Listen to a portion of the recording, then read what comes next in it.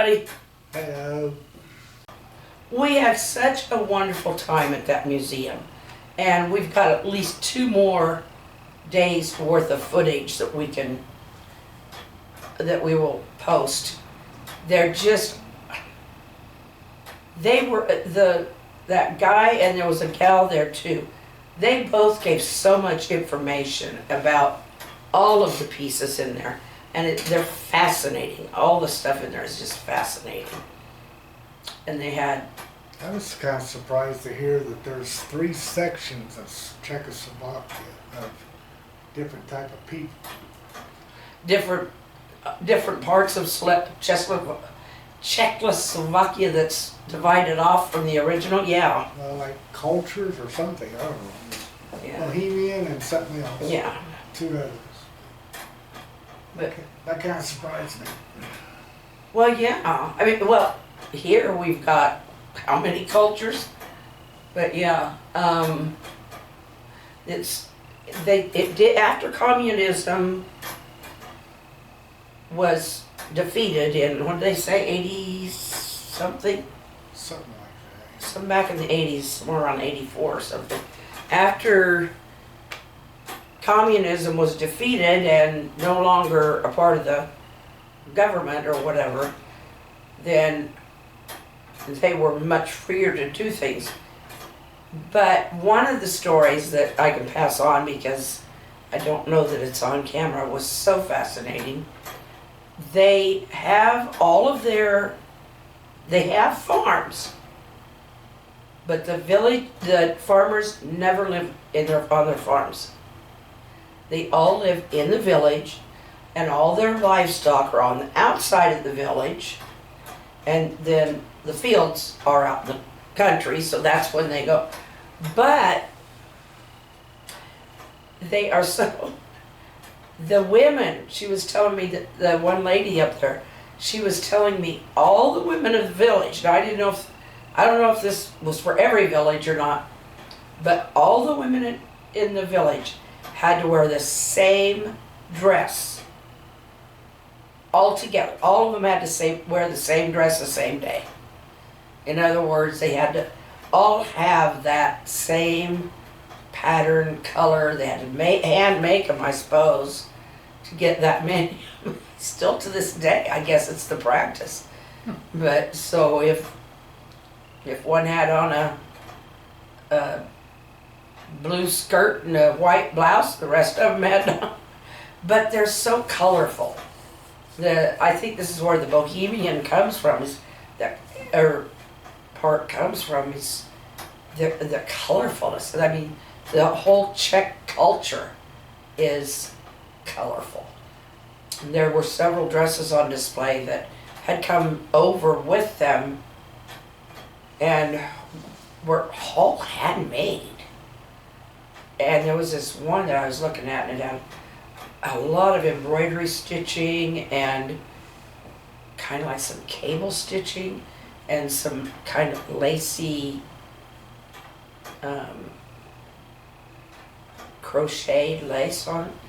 Their craftsmanship, their crafts were just absolutely, it's just, that just floored me. And it's like, how do they know?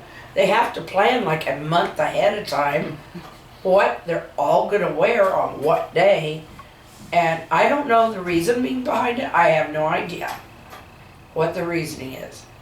But the country, after they drove communism out, the country divided into 3 parts.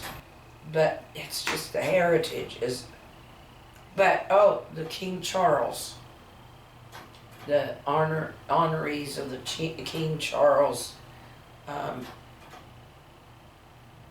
don't know if they're supposed to be descendants, but they had a King Charles. They're King Charles, not the one in England.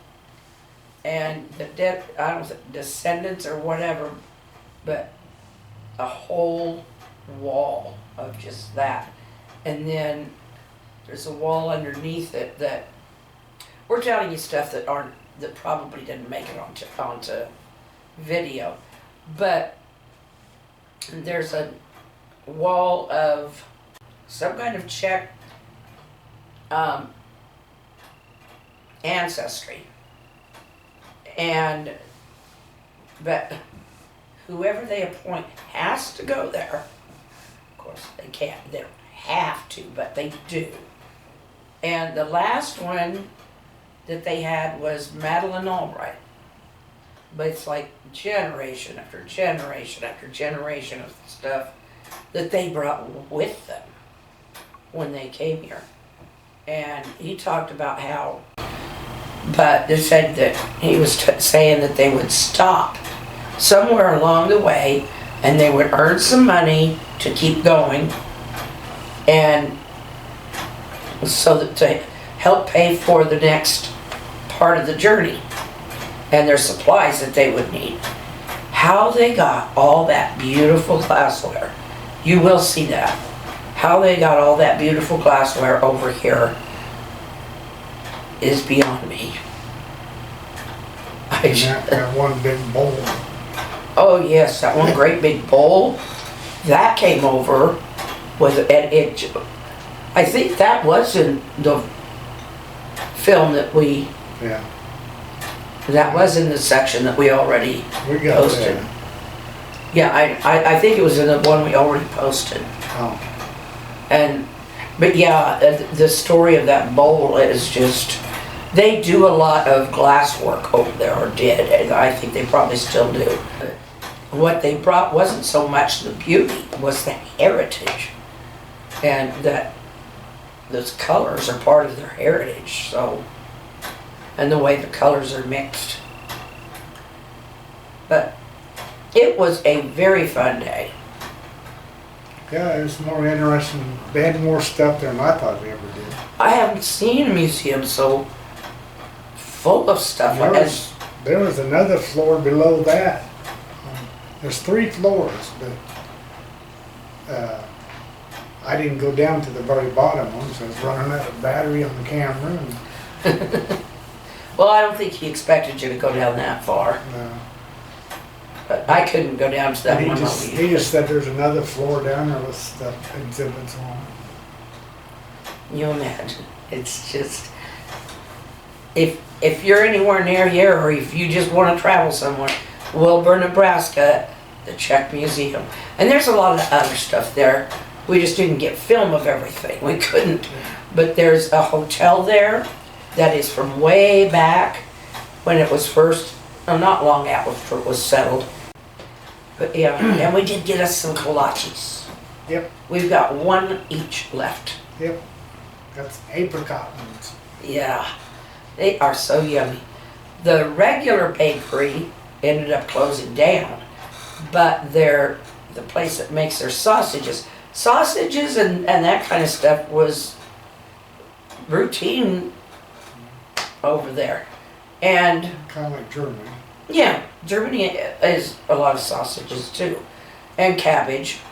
And he was talking about, how about their diets where they ate a lot of cabbage too.